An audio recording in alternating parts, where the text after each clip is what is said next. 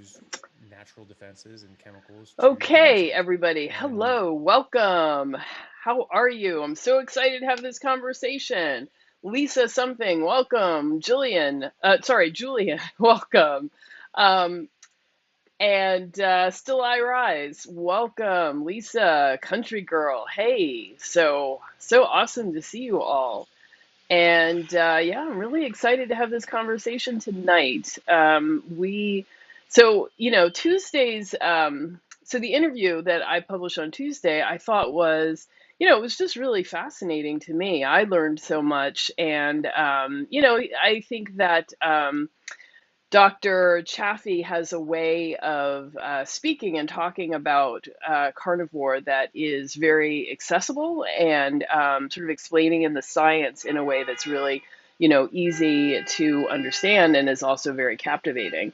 So I'm looking forward to talking about it, and I definitely want to hear what you all thought. I know there was a lot of response, a lot of comments about how excited you guys were and how helpful the information was. I definitely want to hear from you what your favorite parts were. Awesome, Franklin, love it. Thursday night prime time, yes, yeah. You make me feel like the last time Thursday nights really meant something to me was the Cosby Show in a different world. Yeah, if that's what you were thinking about Thursday night, it definitely you warmed my heart that I could be providing content that is that powerful. Lisa, so glad that you enjoyed the interview. Awesome, awesome. Okay, so I want to play a couple of clips that I thought were really good. So that's what you see loaded up here. So let me start. Well, let me preface the first one. The first one was the one where he talked about uh, what was it? The arms race, the plant's arms race. And I don't know why that just suddenly made more sense to me than it's ever made before, but maybe it was the analogy. It's just such a powerful way of putting it that it really had a very big impact on me and really made me think much more thoughtfully about what I'm consuming. And I do, sometimes people ask me about like mushrooms and, is that okay on carnivore? And I'm kind of like, well, technically it's not in the plant kingdom. So if we're defining carnivore as not consuming anything from the plant kingdom, I guess it's okay. Although my own personal feelings about mushrooms, I hate them. I think they're awful. 99.99% of them are poisonous, so why would we be trying to eat them? But hearing his explanation about why plants are an issue, it was really helpful for me to like kind of start to understand that a little bit better. Awesome. Let's get into it. Hey, Tracy, welcome. Heather, welcome. And oh, yes, Heather, please, everybody hit the like button, subscribe, and click the little bell icon so you can get notification every time I go live. It's really important, because we're trying to get the message out there and make sure that more and more people, understand and learn about the carnivore way of eating. And yeah, we can spread this to the people who need this most, which, there's a lot of people in this country who are very sick and they need deliverance. And I think that this diet is one way to do that very, very quickly. Okay, so uh, let me do this. myself in athletics. And then when I was taking So antibodies at the tell University of me all in Washington the in chat if you can Seattle hear this. 20 plus I years think you ago, we can. were learning about the different carcinogens that exist in just things we eat every day, and specifically the different plants and vegetables that use natural defenses and chemicals to defend themselves. And this is something that I actually learned when I was in seventh or eighth grade biology, that plants and animals are in an evolutionary arms race. Plants becoming more and more poisonous, so less and less animals can eat them, so they can survive and thrive. Otherwise, they go extinct. And then animals becoming more adapted to specific poisons in specific plants, so they can eat that specific plant and survive and thrive. And that becomes their dedicated food source. They don't have to compete for resources. And so they have the ability to break those poisons down safely. And so then the carnivores who can't do that with plants are then able to eat that. Okay, so it sounds like some of you are. Let me try to turn the volume up. Um, Here we go. Uh, Let me try again. Animals are in an evolutionary arms Whoa. race. Plants becoming more and more poisonous, so Okay, so less and tell less me if animals can eat this them so they can survive and tell me thrive. if this Otherwise, is they go better. I extinct. think it's And then louder. animals becoming more adapted to specific poisons in specific plants so they can eat that specific plant and survive and thrive. And that becomes their dedicated food source. They don't have to compete for resources. And so they have the ability to break those poisons down safely. And so then the carnivores who can't do that with plants are then able to eat that animal, that herbivore, and those poisons, those toxins have already been filtered out and broken down safely. So it's safe for them. Um, we were learning this from a cancer perspective, so looking specifically at carcinogens. And we were taught that things like Brussels sprouts had 136 already identified human carcinogens. Mushrooms had over 100, just white mushrooms had over 100. Spinach, kale, lettuce, celery, cabbage, cucumber, all the different vegetables that you would expect to find in a store, we were given lists of these, and they had 60, 80, or over 100 known human carcinogens each, and they were quite abundant. We knew since the 1980s from research out of UC Berkeley from Professor Bruce Ames that there were 10,000 times more naturally occurring poisons in vegetables like spinach than the pesticides we were spraying on them. This was because they were trying to outlaw pesticides. They said these are dangerous. We should get rid of them. And he sort of pointed out that we've been using pesticides for 80 years without any sort of issue, that it probably wouldn't be causing any new issues. And so he did the studies, and he showed that actually 99.99% of the poisons in plants or pesticides, insecticides in plants are naturally occurring. And this is why we still have pesticides.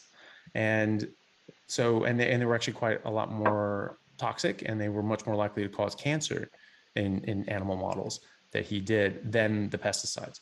And so, we still have pesticides. So we were quite taken. So, okay, here we go. Um, so I found that to just be so stunning, and actually, thank you, Johnny G. I really appreciate how much you enjoy this. But I found this information to be so stunning. When I was, I mean, do you all remember like when the whole organic kind of movement started coming up? I feel like I don't know. I want to say that was like in the mid 90s. And I feel like, I like made an effort to start going to, back then it was Mrs. Gooch's, which I think then became Whole Foods. But or go to the local, what's the word I'm looking for? Co-op, the local co-op, to try to get organic fruits and vegetables because I was concerned about the pesticides on them. And I think about like the extra effort and work that went into, being to trying to avoid these pesticides, only to hear him say this. I mean, oh my God, a decade's worth of like double the money, and these organic vegetables and fruits they're a lot more expensive. They were not, that was not a small, addition. So I think, oh my God, I can't believe how much time and effort and money was wasted focusing on something that was like just totally irrelevant. I mean, if you're talking about, the amount of naturally occurring carcinogens in plant foods, I don't know. And I was like, how is this information not out there? I mean, if you're learning this in botany, like it seems like pretty basic information that most people can understand. Like, why is that not out there? So I don't know. Tell me what you guys thought. Were you angry? Did that make you angry to hear that? Johnny G, it was not. Again, did not get a lot of sleep and I'm so sleepy. Yeah, so that is definitely, it is still my challenge. Still I rise. Oh my God. Thank you for the super chat. I really, really appreciate it. And, like I always say, providing these, the super chats helps to make sure that I can continue to provide free content, because I know how important it is to make this community and to provide a space for us to have the support we need to continue, because as we see tonight, are living in a world that is just absolute outright lying about what's necessary for us to be healthy. So yeah, so thank you so much for your support, and yeah, keep watching. Um, okay, Johnny G says veggies are expensive. Yeah, totally, totally. And I feel like a lot of people, come and say, oh my God, meat's so expensive. And it's like, yeah, the individual item, it's kind of expensive, but it's actually not more expensive. Like if you're trying to get fresh produce, that is crazy expensive. My bill dropped so much when I stopped, making this effort to like eat the rainbow. That was a big expense that was gone. Now, admittedly, grains and processed foods are less expensive, and they're fillers, so you can eat more, or they can kind of stretch your budget further, and you can have more bulk and eat and feel like you're eating a lot. But as we all know, the consequence of that is that you're always hungry, you're always having cravings, and you're going to keep snacking, and you're going to eat a lot more often, and need to eat a lot more often. So there have certainly been times in my life when, I was really broke. And so it was kind of like, okay, I am going to buy, actually, I don't even think I went totally low carb. What I did when I first got to Amsterdam, like there were times I moved to Amsterdam to do research for my dissertation, and then eventually I got a job, quit school, and just lived there. But like when I first got there, I was still in school, and and I had some issues with like my uh, like grant money, being able to process it. So there was like maybe a month where I just really had no money, and I'm living in this foreign country. So I basically bought a bag of brown rice, a bag of beans, and a couple of cans of tuna, and the not the albacore, which is my preferred, but just the regular. And that's what I use to, and I think a couple of cans of corn, and that's what I use to kind of stretch my food, for the month. And because I had these, financial constraints, I wasn't, eating more, but I wanted to. I definitely have more cravings and desire to. So, I know it can work if you are somehow constrained, but here in the United States, food is so readily available that I think, it's hard to, there's not a lot of circumstances where you really don't have access to something to eat. When I lived in Amsterdam, the culture there was very different. So, here, like people eat all the time, but there, you didn't eat while walking down the street. You didn't eat while like doing stuff. You just kind of, there were very prescribed amounts times when you should be eating, how you should be eating, how much you should eat, how many servings you have. So it wasn't like here where you could really be eating all the time.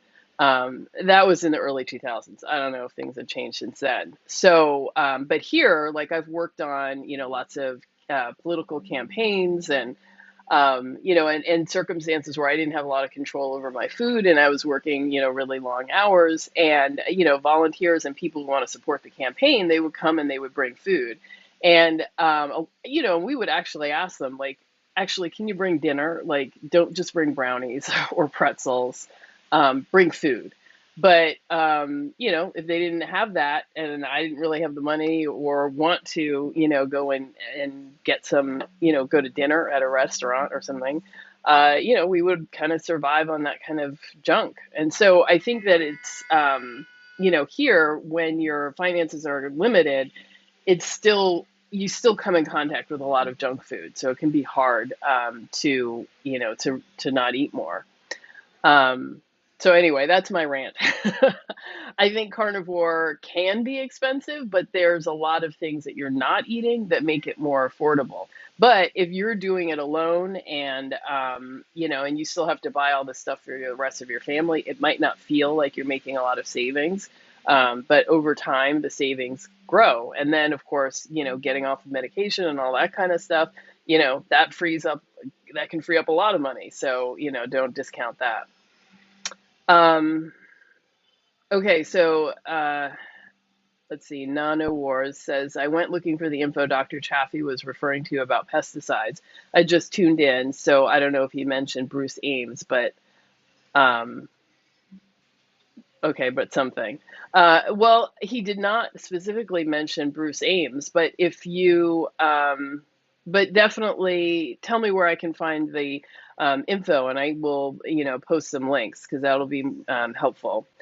Um, Okay, so you say in the presentation, Ames said that today's animal cancer studies unfairly label many substances, including pesticides and other synthetic chemicals, as dangerous to humans.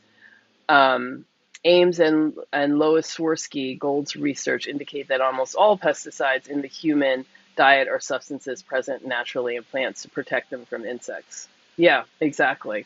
I mean, when we first sort of learned about that and starting to do a carnivore diet, and recognizing that, plants, the way that, their defense system is a chemical, that makes, total sense. And that they would have their own insecticides. Of course they would. I mean, that's how else would they protect themselves? So that really made a lot of sense. And now, to start hearing about how, the research is showing that these substances in the plants are, as damaging, or more damaging even than the insecticides that are laid on them. That's important. That's facts. Hey, large picture, welcome. So glad you are here. Okay. Yeah, so I'm glad you raised that, and it definitely, that's another rabbit hole to kind of go digging down into, and and find some more information. I definitely wanted to, spend more time looking at the botany, because outside of carnivore, I'd like never heard anybody talking about, plants being dangerous for us, but it makes sense. It makes sense to me. I mean, we're a bigger organism, obviously, than an insect. So, we're not going to be, killed by the insecticide the way, an insect might. But that doesn't mean it doesn't have, it doesn't have damage to us. It doesn't cause damage to us. So yeah, there you go. Um, okay. So the next clip, I wanted to move on to the next clip, and sorry I am glowing so much. Today is like the first warm day, and really warm day, so it's super hot in my apartment. I didn't turn on the AC. Perhaps I should, but I didn't yet.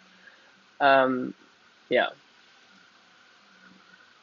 Okay, Good so, example of that is the nope, Australian Aboriginals.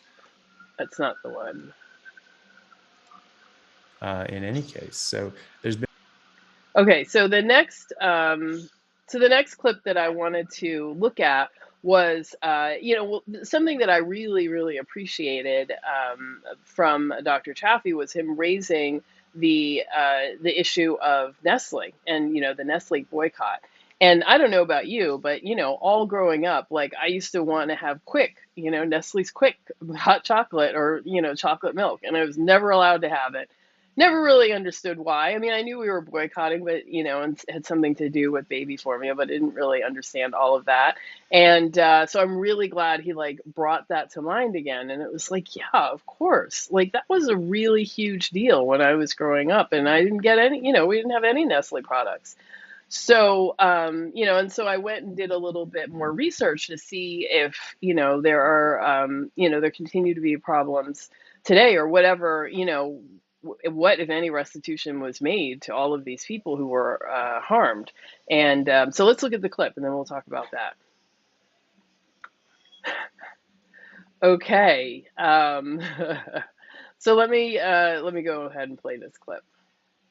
A very big war on food and health, and it's all been bought and paid for by various influences and sugar industry for that case, but also just the food industry. This is a multi-trillion-dollar industry, and they really don't care about your health. Very good way of pointing this out: Nestle. Nestle makes baby formula, and they've been making this, I think, since the 70s. My parents have basically boycotted Nestle since the 70s because they found out they were doing this. Mine They too. had, yeah, okay, Mine great, too. yeah, it's nasty stuff. They went into third world countries in India and Africa, and they convinced people, like, we have scientists that have found the best way. We've scientifically perfected baby formula. Any better than breast milk? I don't think so. But they convinced these poor people, and I mean poor in every sense of the word. They were destitute, a lot of these people, and they convinced them to spend what little money they had on baby formula instead of just breastfeeding their child, exactly what nature intended. And problem is they were very poor, and so a lot of these people ran out of money, and so they couldn't afford as much formula as the baby needed, so they just watered it down so they could give them more formula, because now the mother's milk had dried up and they couldn't breastfeed, and a lot of kids died. They starved to death. They never needed to. This was something that, and these people were, you know made even more impoverished and killed their children. I think that's some of the most despicable behavior that has ever been performed on humanity. And it's just for profit. So these people are really not your friends, and they really just want to make a buck, and they want to keep people controlled and buying their product and having control over what people eat. And it's just a massive industry. So, I just really love that he brought this up, and and it really is so important. And I feel like, I have friends who over the years, they've gotten used to the whole carnivore thing, and they're like, okay, I get it, that's you and your thing. But they're kind of like, when I start saying stuff like this, that we're being controlled, that that there are forces that are, controlling the kind of information we're given about health and about diet in order to, earn as much money as possible from us. Then, they're kind of like, oh, that sounds like a conspiracy, that sounds kind of crazy. But it is crazy, but it is still true. And and the reminder of this has been going on for decades. I mean, that boycott with Nestle started in the 70s. And so I went Googling to see when, what, if any, resolution there was. And there's been none. And they continue to be a problem when it comes to baby formula. And it's like, oh my gosh. And so I found this website. It is babymilkaction.org. And so they, have been basically following it. I put the link in the description, so feel free to go there. But, they go through, the top 10 facts about Nestle that the Nestle executives don't want you to know. So one, Nestle is the world's biggest manufacturer of baby foods, and they aggressively promote its products in ways that break internationally agreed marketing standards, undermining breastfeeding and risking child health. So it's like the whole world has made agreements about how we can talk about some pretty basic and important information, and they're not following it. Two, Nestle is the most, this is a British website. So, Nestle is the most boycotted company in the UK, and it's one of the four most boycotted companies on the planet. And, and Nestle has rejected a 4-point plan from the Baby Milk Action organization that would save babies' lives and ultimately lead to the end of the boycott. So this boycott is still ongoing. So if any of you are eating Nestle products, stop. Stop. And three, they say there is no food more locally produced or sustainable than breast milk. There's no food that is more appropriate for the human child than breast milk. It's what, this is what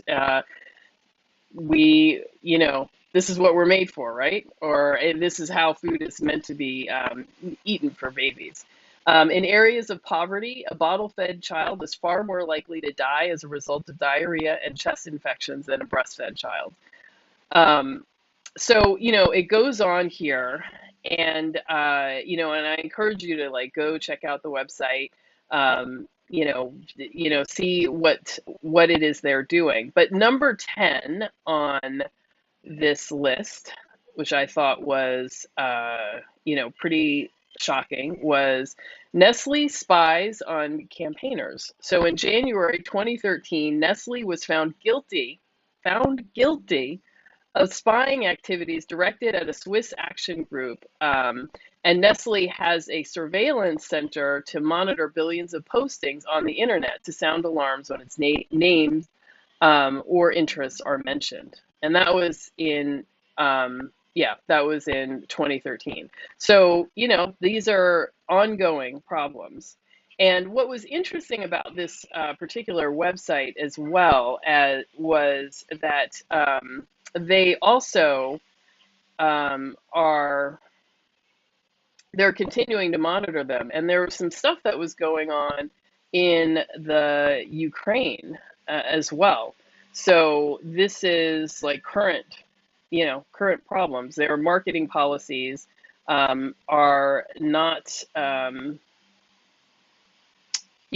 in line with what is accepted or allowed when it comes to infant formula. So, yeah, I I think that we know that there are corporations that are making these decisions about what we eat and how we think about what is important to eat.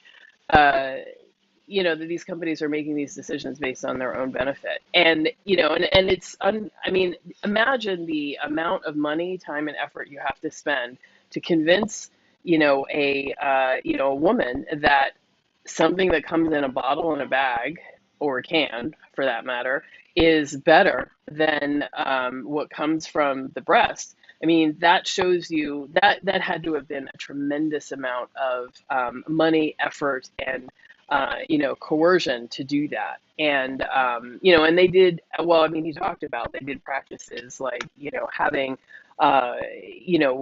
medical professionals hand out their products to kind of convince people that that this was a safe and healthy and and that the medical institutions were supportive of it. And so, that's that's just awful.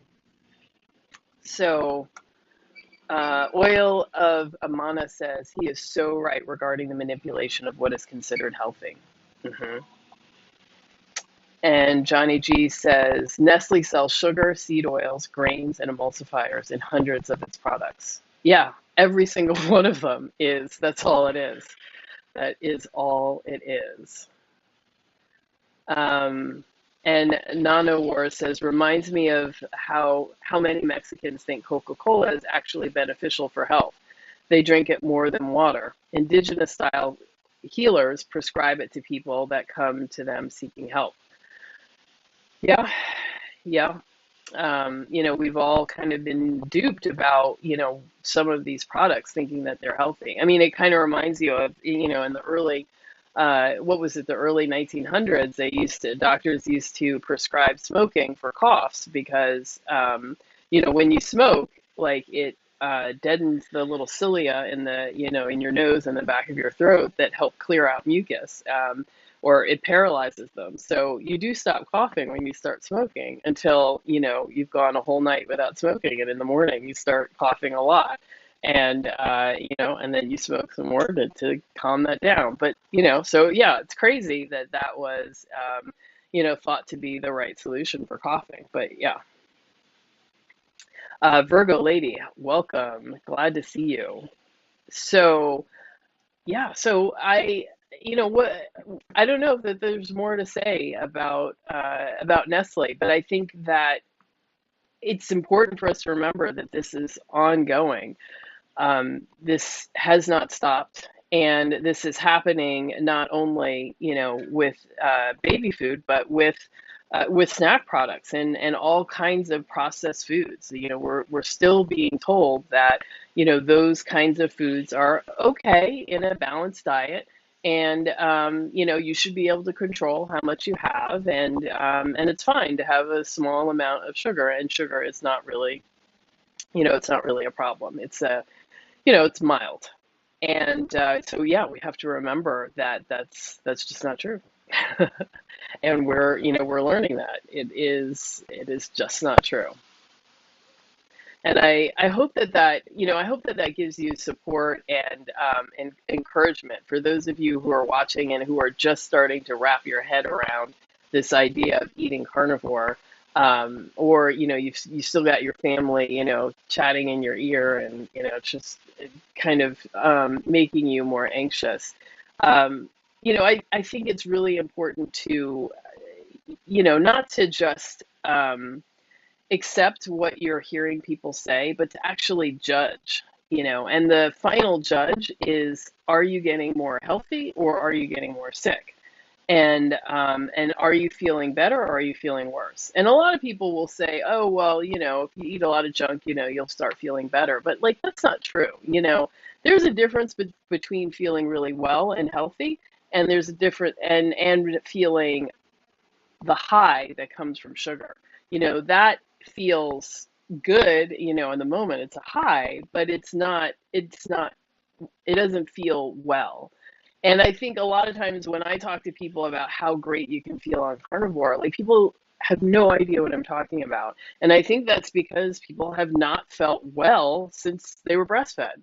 That people have been on, the standard American diet for so long that they don't know what wellness actually feels like anymore, or many of us don't, and that really sucks. So I'm hoping to change that.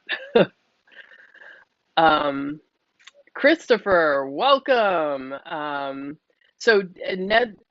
Nestle purchased the Garden of Life company. Um, wow, I did not know that.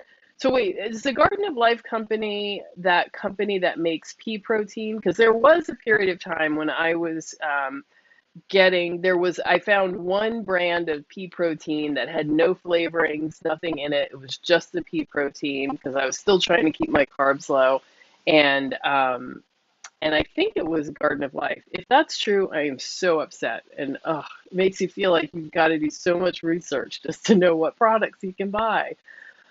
It's hard to keep up with the boycotts. Um, so I don't know if their products are less effective than they once were. I mean, I wouldn't be surprised. There are so many of these companies are being consolidated, and many things are. Now I'm starting to sound old, but many things are not as good as they once were. When I was young, these things, all of these various things, they lasted longer, they were made better, they were better products. So, okay, so Virgo Lady says, now that my mom has witnessed my transformation via dietary changes, she's now trying to go from standard American diet to low carb. Oh, okay, yes, keeping fingers crossed that it goes well for her, that she continues doing it, but that's awesome. I'm so glad to hear it. Okay. All right, so let's move on to the final topic.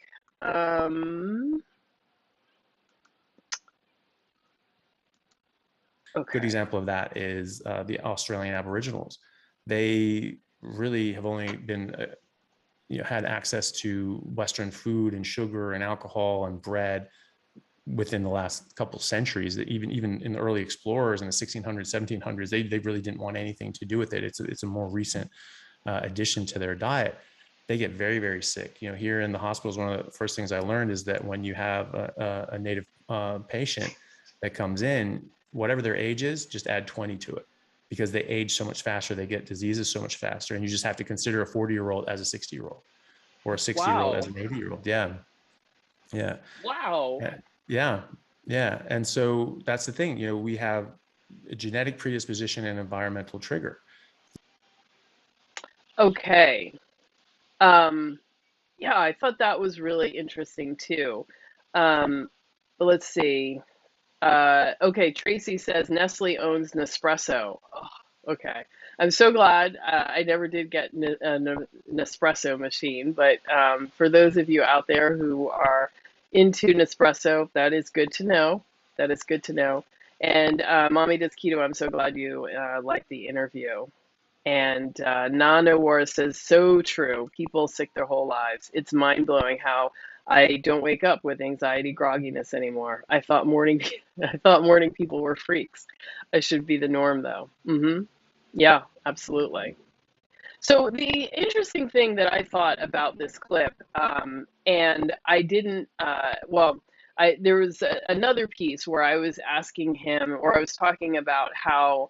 Um, in the United States, the way, we talk about diabetes and high blood pressure, those are, um, well, the way they talk about them, in the medical literature or whatever, is that blackness is a risk factor for those conditions.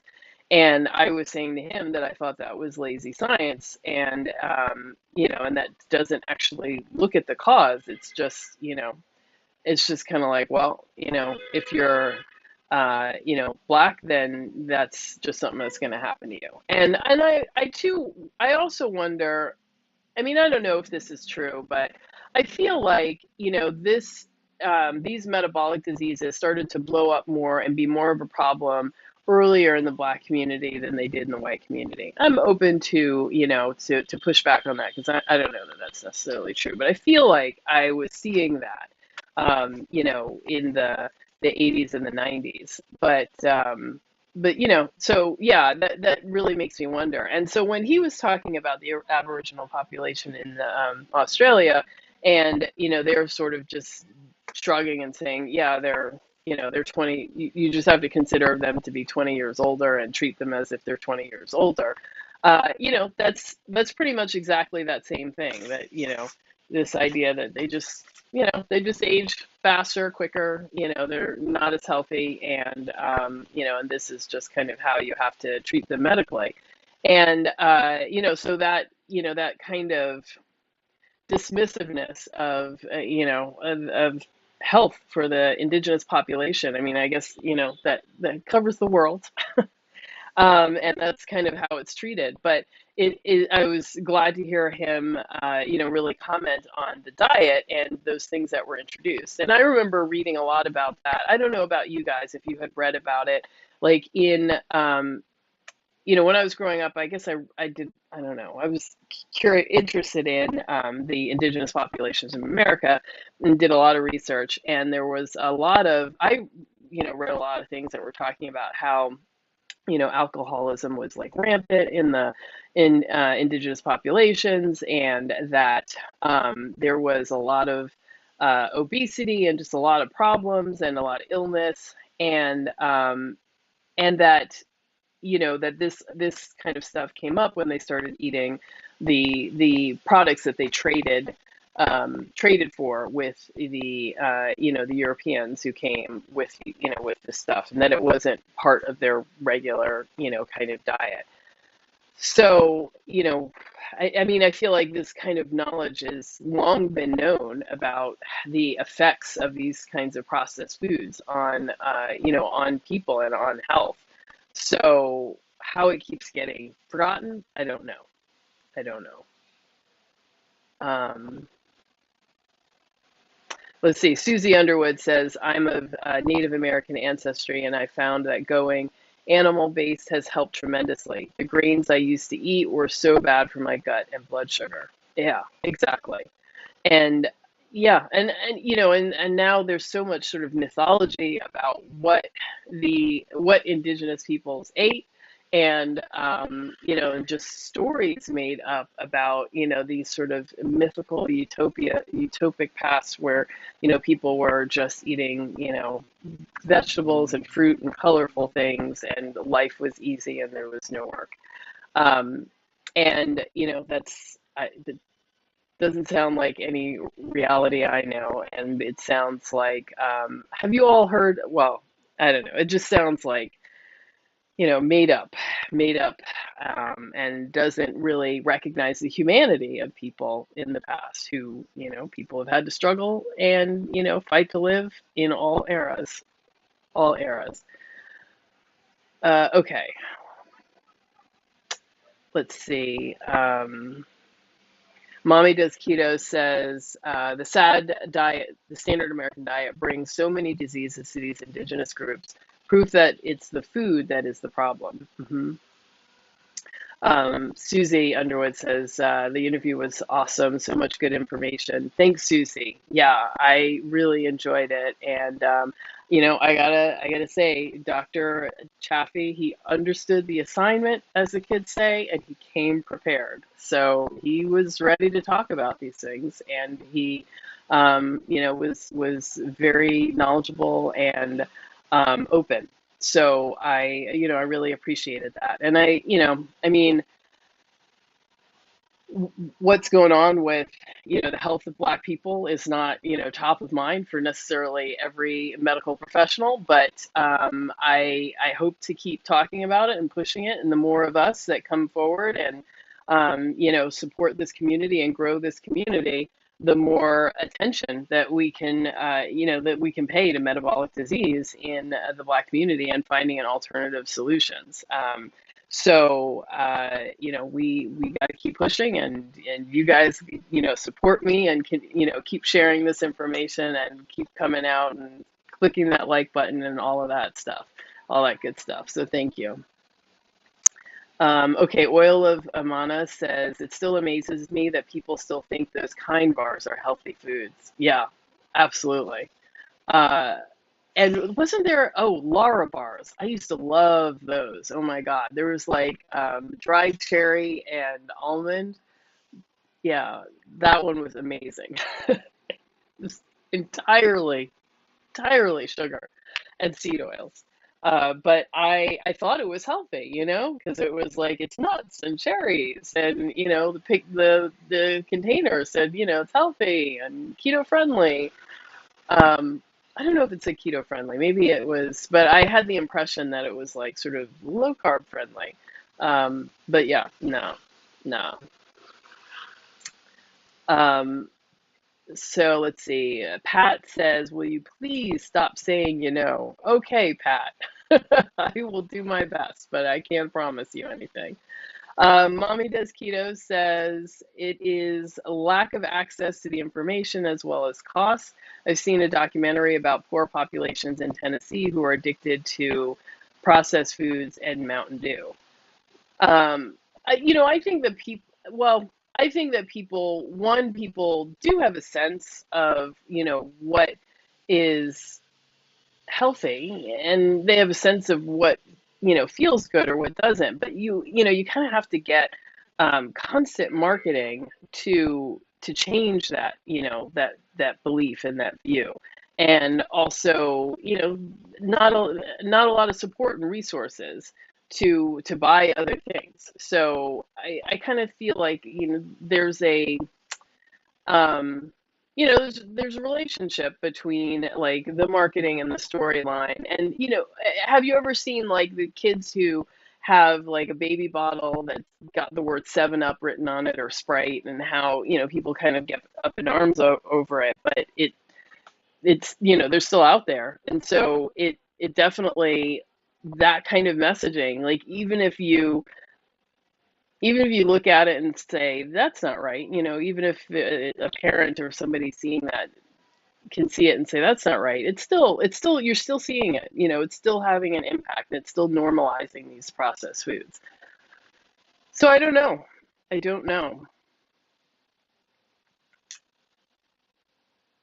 Leslie said you really enjoyed this interview. It got you really thinking. Awesome. I'm glad. That is the whole point of this, is to really get you thinking and get you to start I didn't to, get that. oh, Could you try again? go away, Siri. Oh, go away. Okay. To get you to internalize this idea that meat is actually a healthy thing to consume and that you want it to be the bulk of what you're eating. I know not everybody is going to do strict carnivore, and that's okay. The more, the more meat that you can include in your diet, the better. It is going to be more helpful for you no matter what. Let's see. Heather G says, as the kids say, yes. I try to stay with it. Uh, Cliff Bars, I barely digested them. Yeah, get rid of the bars altogether. The bars, they are, they're not good. And as a kid, I ate granola bars, and I think that in my head, as a kid, so granola bars are healthy. So Kind bars and all these other bars that kind of look like granola bars, you kind of think, okay, this is another healthy product. Christopher says the Lara bars will jack your teeth up. Yes, totally, totally. Mommy does keto. I found an old Lara bar in a purse I haven't used in a while. I threw it straight in the trash. Excellent, excellent. And Virgo lady's favorite Lara bar was the cashews and dates. Okay, so good. I'm glad to know I am not the only one that was addicted to these Lara bars. They were delicious, delicious. Mr. Bogglesworth, thank you. I appreciate that. Okay, the oil of Amana says, "Oh my God, I thought Lara bars were so healthy in college. They helped lead me to a root canal. Oh, I'm so sorry. I had 3 root canals, so I totally understand where you're coming from. Those sucked." Virgo lady says, "Now that you mention it, it could be one major contributor to all of my cavities." Hmm. And Susie Underwood says, check out Priya Fielding Singh's book, How the Other Half Eats, for a deep dive on processed food and choices made by folks, especially mothers. I actually will, thank you, because I do think that that's important to look at. And, even though I try to be really conscious of the marketing, and I pay extra to not have to look at commercials, and I try to opt out. Still, I live in the world, like I'm still being touched by marketing, all the time. And that's a problem. And none of us is exempt from or stronger than the marketing. I mean, these companies spend billions of dollars and hire like really, smart, capable people and companies to do this. Like marketing really does matter, and it makes a huge, huge difference. Otherwise, they would not invest as much money and effort as they do into it. So thinking that we can just sort of resist marketing is, it's not going to work. It's very hard for us to do that. And that's why we need so much community to kind of push back and re-educate ourselves from all of that marketing. So it is important, I think, to understand how people make these choices about what's healthy. And for the most part, I think people do want to be healthy. That is a natural desire to feel good and to be healthy. So I think that at you know I mean, even in high school, but by the time people get to college or grad school, they're starting to think about like, what can I do to support my health? What can I do to eat in a healthier way? And so I think that people are trying to do that and to kind of push back the pushback we get from the companies that it's our own fault and that we're not making good choices. I think is so unfair because it's just not.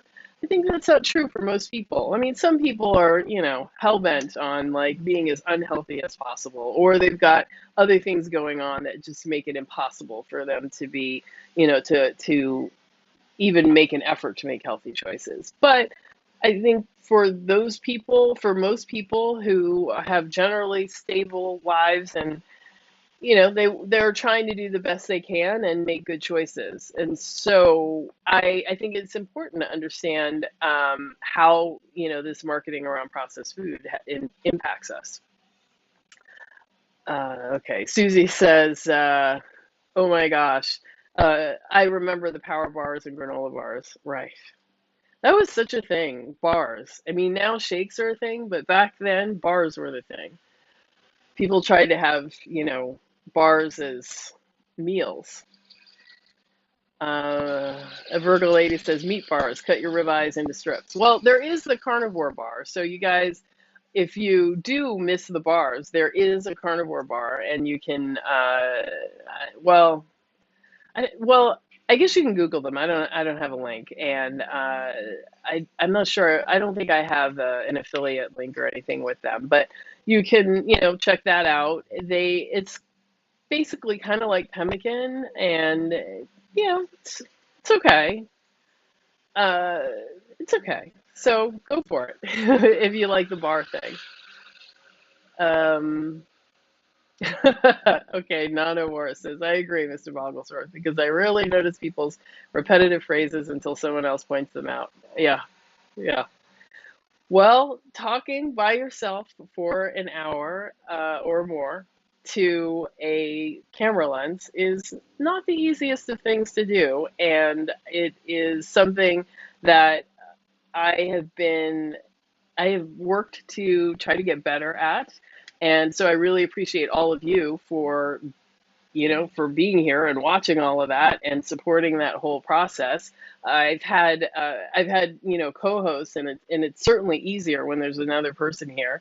When I'm doing it by myself, it's definitely a lot. It's a lot more work. It's a lot harder, but I enjoy it, and I want to get better at it, and I want to continue to do it. So I appreciate you all letting me practice on you and get better. And I've certainly had my repetitive phrases and well, what do they call them? They're fillers. You basically use those words to give your brain a little time to catch up and come on to the next sentence. Some people just put in silence there, and other people put in ums and likes and knows. So there you go. Okay, so Leslie says, I was recently in two different cities. Oh, that was for someone else. Okay. Gretchen says, totally went for RX bars. That was when they first came out. I thought they were fancy. Yeah.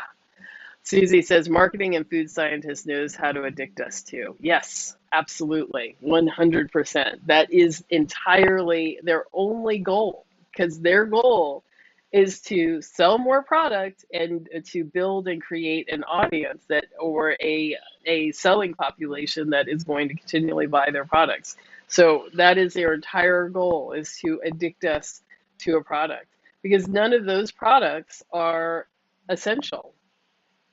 And we can, I mean, presumably we can, you can grow your own food, you can go to a local farmer to get meat, but, there's no other place to get Doritos, and there's no need for Doritos, so they have to addict us to this product. Otherwise, there's kind of no need to go get it unless we're addicted. So it's not a major food group. It's not a great provider of protein, which is, we could argue, is very important. Although some people would argue against us, is not that important. So they have to create this need and this addiction for the product. Otherwise, we wouldn't get it. Stephanie, you love this. Thank you. I am so glad that you enjoyed tonight, and that hopefully you enjoyed the interview with Dr. Chaffee. That was great. And Lisa says, I really found Dr. Chaffee's analogy of how healthcare practitioners approach chronic disease and compared to how we treat lead poisoning. Oh my God, yeah, right? Right? I remember when I was in school, I think I was like in sixth grade, we were studying, the Roman Empire, and the teacher had sort of mentioned this thing about lead poisoning. And I was kind of like, wait, lead poisoning is kind of a big deal.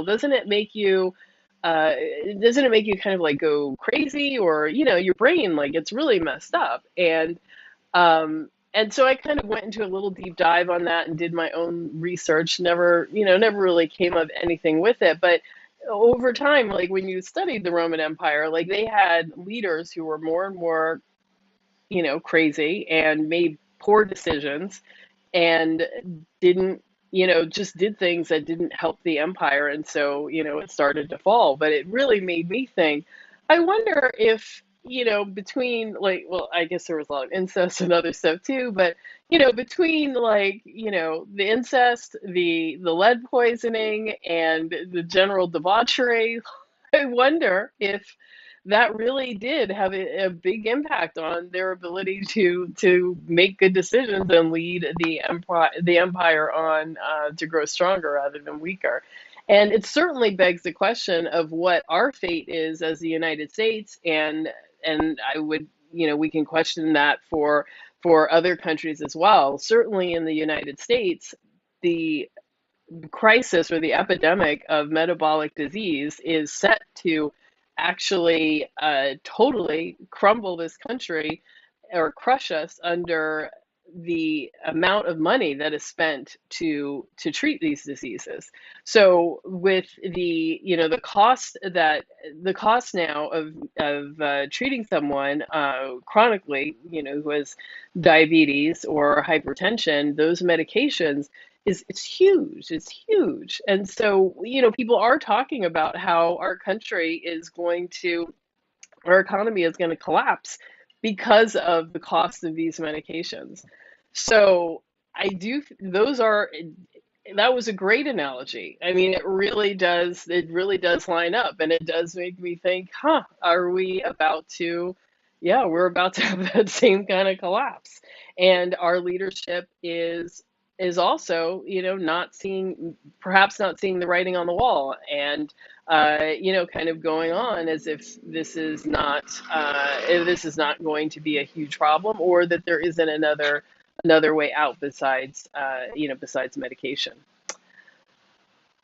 Uh, yeah. So Lisa, you found the analogy to be quite enlightening and spot on. Uh-huh. Um, Mr. Bogglesworth, thank you. Yes, trolls will be trolls. But I do have to say, after having run for public office twice, people will say all kinds of things, and I just kind of rolls off the back now because people have all kinds of opinions, and yeah. And I'm here and I'm putting myself out here and I'm doing this. So if you would prefer a different style of interview, I think it would be great to have more carnivore channels because we don't really have enough.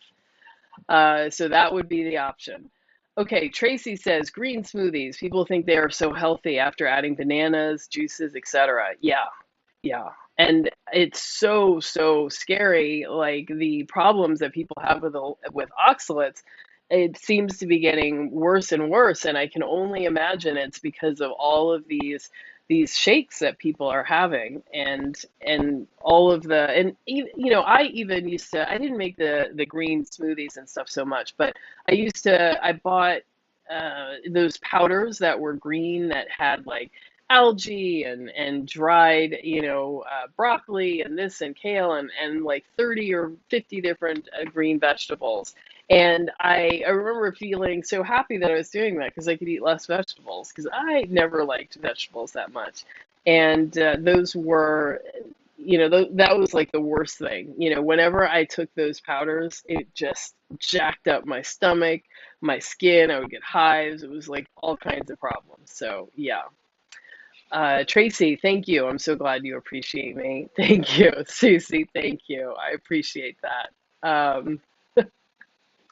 Thank you, Mommy Does Keto. I appreciate that. Okay. Virgo lady, thank you. You think I'm doing well. This is certainly more interesting than sitting through meetings at work with people repeating themselves. Yes, that is true. That is true. And as I continue to do this, I hope to get better and better. Nana Ward says, thanks, Ada. Glad to have a new tribe. By the way, I think Dr. Chaffee is pronouncing the like Shay or Che. I heard him say it this way before. Say it that way. Binging his videos.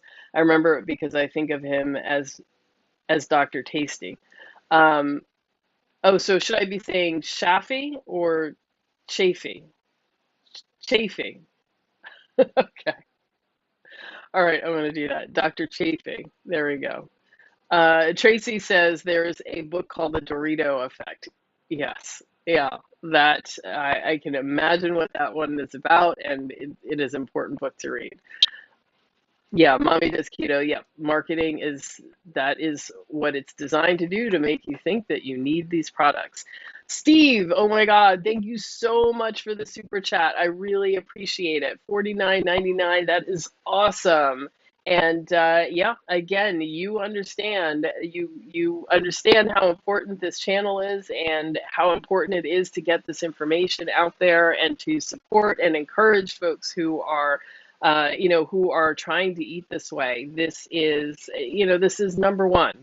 It is number one for me. And I mean, I feel like I have, definitely had some people come for me, by spreading this message. But I have decided to do it anyway because I think that the information is so important, and I think that so many people would benefit. But frankly, I mean, I have a long career and history with activism, and political activism, which is, the whole left is the very left, and the politically active people who protest and organize various events and stuff. Like throughout, people just assume that you have to be vegetarian. And so a lot of old friends and old supporters are not happy with me or have thought that I have gone crazy or become a libertarian or I don't know. And so, a lot of things have changed for me by coming out and by, talking about this stuff. So I really appreciate it when you guys support me and and that you are here and you are part of this tribe that we're building that is bringing this message out there. So thank you. Let's see. Virgo Lady says, to Tracy, I used to eat about 2 bananas daily. Now I don't recall what they taste like, nor do I miss them. Exactly. Right. Um, Thank you, Steve. I am so glad to be one of your heroes. That really means a lot to me. Thank you. Bubble Girl, yes, you are here. Welcome. I'm so glad you made it. um, Fantastic. And the Fergalicious song it popped into your mind. Nice. And the Mongolian Empire was the longest lasting and largest empire, right? And they were carnivores. Exactly. I did listen to an interview where Dr. Chaffee was talking about, My apologies. oh, go away, Siri, where he was talking about the Mongolian Empire and how they used to eat and how big and strong and strong they were. And so I think that's really important. And I've also heard that being talked about when early explorers were describing their interactions with the Plains tribes in the United States, like the Sioux and others who lived in the Plains, the American Plains, that they mostly or exclusively ate animal products, and they were big. I mean, like well over 6 feet tall, big, strong, and just very healthy people. So that really, that does tell you something. Like all over the place where people eat a lot of meat, they're big and strong. And, nothing wrong with being big and strong. So there you go. Let's see. The Brazil show asked if I ever eat fruit. No, I do not. And next week, so for part two, make sure you catch part two. We did talk more about fruit and, the whole fruit honey thing. He's totally not into that, totally not into fructose, and talks a lot about how that's a problem. And I don't either. I think that some people are healthier, so they can accommodate more damaging foods and not display problems with it. Other people are not so healthy, and so they can't do that. So, for me, as a person who is a sugar addict and who spent years eating tons and tons of sugar, I don't think that I can consume sweet things and be able to incorporate that in any way into my, food program. But as you guys know, Arian, my co-host on the podcast, he or on this live stream, he weekly goes to his parents' house and eats whatever they serve them, and then goes home and goes back to eating his regular carnivore stuff. I am not at all like that, so I can't even imagine doing that, but it is possible. That being said, I think that, well, I've always sort of leaned more towards strict, like that was more important for me. But I guess I kind of feel, especially after listening to Dr. Chaffee, that eating more meat is better. And the meat you displace by eating any kind of plant product is, that just eats away at your health. Like it takes away from the optimal health that you can have. So it's kind of up to you where you want to be. Like if you want to be at 100, there's a path to being at 100. And if you want to be at 95, and maybe that's fine for you, then be at 95. Maybe you can go all the way down to 85 and still feel like you're able to function in your life and to be happy and be comfortable, and that's fine for you. So you kind of have to figure out where you want to be, and and that lines up with the way we talk about it here in the Black Carnivore community. There are multiple buckets, and you can be strict carnivore where you eat nothing but from the animal kingdom. You can be moderate where you're including herbs and spices, coffee, avocado, olives, or you can be relaxed where you're also including some artificial sweeteners and some plant foods. And it's kind of up to you to decide where you want to be in order to achieve your particular goals. So if you are trying to, fight cancer, you need to be strict, but not everybody is doing that. If you're trying to lose a couple of pounds, you probably can be relaxed, at least for a while, and see, and keep going and see what kind of progress you have. If you're not making the progress you want, then you switch it up and get more strict, or do a period where you're more strict, and then, kind of see how things move forward. So it all is there's some level of experimentation here and finding the exact right path for you and your particular goals. So anyway, that was super long. No, I don't eat fruit. Okay, Mandel says, you're in politics. What percentage of the gross national product is made of inflammation-inducing foodstuffs and insurance medical treatment for? I would say like 99.99%. I mean, what do we even make anymore? We're mostly a service economy, and that service is in a lot of fast food, and and most things are, imported from other countries. So yeah, our economy is based on a lot of stuff that is just destroying our health, destroying it. Leslie says, I was on a green smoothie kick for a month. That's all I consumed. I gained weight. Oof. And I can only imagine how that must have impacted your stomach. Oh, wow. Leslie, thank you. I'm glad you think I'm doing a fine job. Thank you. So the Brazil show says, how do I start a carnivore diet? Well, you are in luck. If you're on YouTube, so go. I have oh man, what's it called? A playlist that is called Start Here, and it has two videos. One that shows you just like what to buy, what to get at the grocery store, what to eat, how to start, and then the other one that addresses like common problems that happen in the beginning of carnivore and the solutions for them. So both those videos are 5 minutes each, about 5 minutes each, and that would be a great place for you to start. And definitely you want to do it. You want to do it. Now, I have been doing a carnivore challenge, a 21-day challenge each month. And so we are in the midst of the April challenge.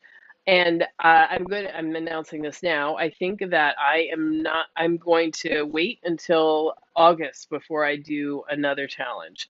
So if you were hoping to join a challenge, you're gonna have to wait. But I do also do coaching, more in-depth coaching for people as well. So if you are interested in that, definitely feel free to reach out to me and we can set up some time to talk about it. But I need to take a break from the challenges. So, but I do want to help people get started with this because this is so, so important. Yeah. Okay, Tracy says to at Virgo Lady 77, I think about how many diabetics like me were told to eat oatmeal and fruits, and we couldn't figure out why our blood sugars were not coming down. Exactly. Exactly.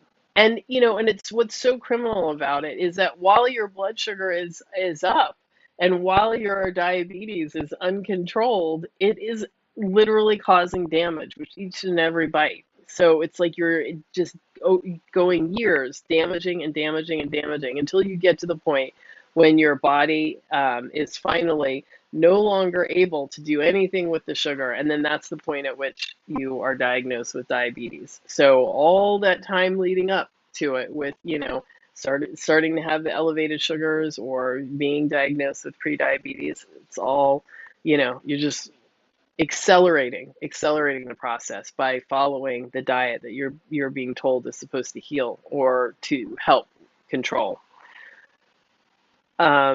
Mommy does keto. Yeah, exactly. Eat meat and repeat. Could not get it more simple than that. Awesome. Uh, so let's see. Virgo Lady 77 says, I know I was pre-diabetic, but was never told this. I had a green smoothie and oatmeal with banana almost daily, thinking I was doing great things for my health. Yeah. And that's crazy too, that a lot of times they don't tell you that you're pre-diabetic or give you a heads up that, there's anything you should be doing or that you should be aware of that something is going on with your health. It's just appalling that, you wouldn't even be told that. Um, yeah. So, uh, let's see. Brazil show, no sauces, but lots of salt and lots of fat, and that's enough. That is enough. Okay, hope I get there. Started eating baked chicken skin. I get bags of it for free. It's amazing. Oh my God. Oh my God. I am so jealous of you. Uh, I literally I've been buying like chicken thighs and just eating the skin, and then my dog gets the chicken because I can't bring myself to eat that much chicken. Yeah, chicken skin is amazing. It is the bomb. You are so lucky, and yeah, that's amazing. Um, let's see. Wisdom says 8A has said in other videos to eat 1.5 to 2 pounds per day, which will satisfy protein cravings and hunger per day. Yep. So yeah, start there around 1.5 to 2 pounds. If you can't eat that much, don't eat less than that. But if you're still hungry, eat more. So yeah, it's really easy. So let's see. And Nana Ward says, I eat 3 raw egg yolks a day to keep my fat content higher. Excellent. Egg yolks are so delicious. I like them, definitely. And let's see. And Nana Ward says, I also eat cooked eggs, but sometimes eggs turn me off. The egg yolks go down easy like oysters. I only do the raw yolks with cage-free organic. Egg whites sometimes cause people issues. Yeah, it's funny. Eggs is, that's a common kind of allergy for people, and for me too. Like I didn't eat eggs for years and years and years, and I would kind of test them, every now and then. And it wasn't until I went keto that I could consistently sort of deal with eggs. Uh, but then I was still, even after doing keto for a while, then I started to notice it made me feel nauseous. So I cut them out. So now I have eggs, but I try to be very infrequent with it. So if I buy a dozen eggs, I'll eat them in the course of a week or 2 weeks and then not buy them again for another 2 weeks. So I don't want to, I don't want to push my luck. Eggs are like a super easy and affordable and tasty carnivore food. And if you don't have time to defrost something or to cook something elaborate, you can always make a delicious omelet or scrambled eggs or whatever. So I really don't want to mess that up. So that's why I'm so careful about eggs. I do, sometimes like I will throw out the white and keep the yolk and kind of add more yolks to the scramble. So it's more yolk than white. But then I don't know, sometimes I feel like, oh, it's such a waste and, it's so much less volume and I don't know. But yeah, it might be a good idea for me to eat less whites. And I know other people experience the same. So something to think about. And oh, Hope I Get There says, try ethnic Muslim butchers who sell chicken. They often throw the skin away. Yeah, I've definitely heard that. And I've heard people say also in Chinatown, or well, I guess in most Asian markets, you can find they like bag up and sell just chicken skins. So it's definitely worth it to kind of get wherever you're in your city, wherever there are, ethnic populations, to kind of check out the grocery stores and see what's there and ask for it. I got to imagine like all of those chicken skins are going somewhere. Purdue is doing something with them. So I don't know. Okay. And Nzinga also says, I love pasture raised organic egg yolks. The whites cause problems for me. Yeah, yeah. So knock yourself out with the egg yolks.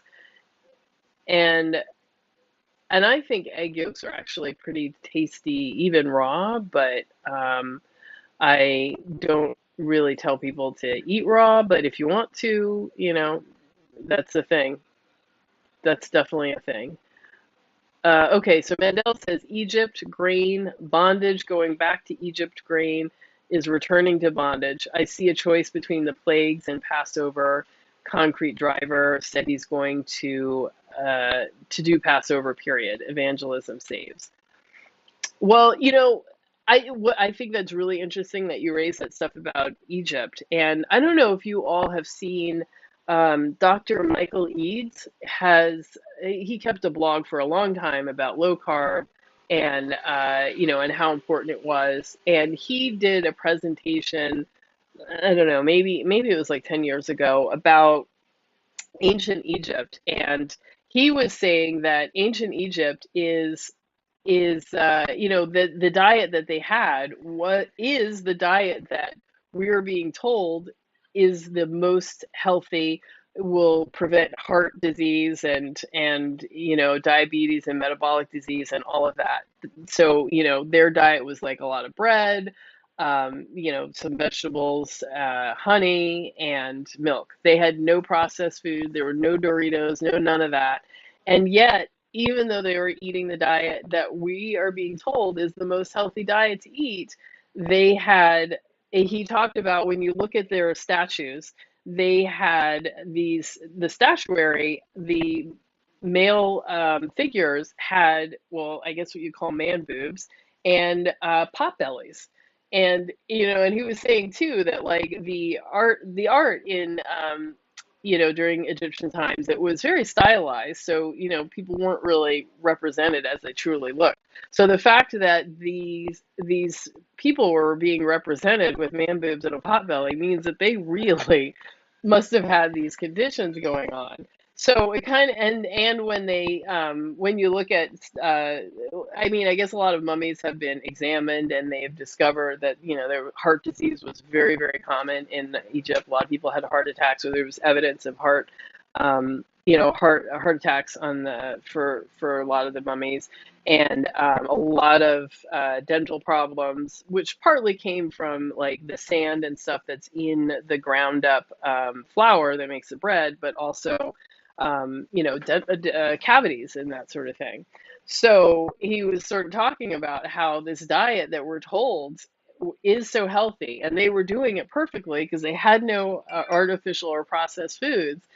it was having the opposite effect. I mean, they were not, they were not healthy, and they were really, doing very poorly. So I would suggest you guys go and find that, find that talk. It was really interesting. He had a lot of slides and showed, pictures of the statuary, and, so you had a chance to, kind of really see what he's talking about. But yeah, so interesting. Mommy does keto. Raw egg yolks is the perfect dipping sauce. Oh, totally. And it's just a great binder. I mean, this is the emulsifier that you use to make mayo, and to make various kinds of sauces. So yeah, it's good. Okay, so wow, today went long. We talked about a whole lot. I had a great time. I really enjoyed talking with you. Thank you guys for hanging with me as long as you did. We've been going an hour and a half now, and yeah, I appreciate your giving me this time and allowing me to get better at talking to a camera lens and talking to you. Um, and yeah, I don't know. I don't know if I have anything more that I can add. Pay attention, or look out for next week with part two coming of the interview, and we'll do this again the following week. And I look forward to chatting with you guys in the Facebook group, on social media, and at Paleo FX, which is April 29th. And I gotta post that link. So if you do decide to go, make sure you use my link to, buy your ticket, or to buy your access to the streaming videos. And I hope you really enjoy it. All right, folks. I had a great time tonight, and I'll see you guys soon. All right, bye bye.